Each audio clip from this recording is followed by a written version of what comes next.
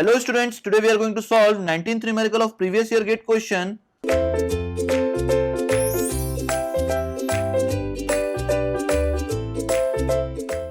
Question is given as plate bearing test with 20 cm diameter plate on soil subgrade yielded a pressure of 1.25 into 10 to the power 5 Newton per meter square at 0.5 centimeter deflection.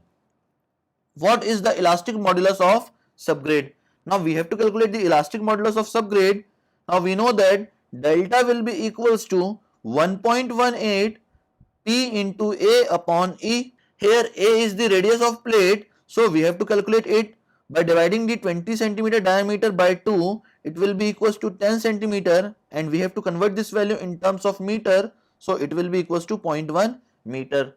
Now delta is already given in the question, so we will put here 0.5 by 100 equals to 1.18 into 1.25 into 10 to the power 5 into 0.1 divided by the value of E.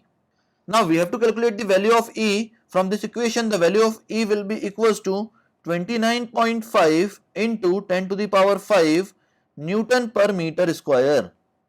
That will be the complete solution of this numerical. Thank you very much, students.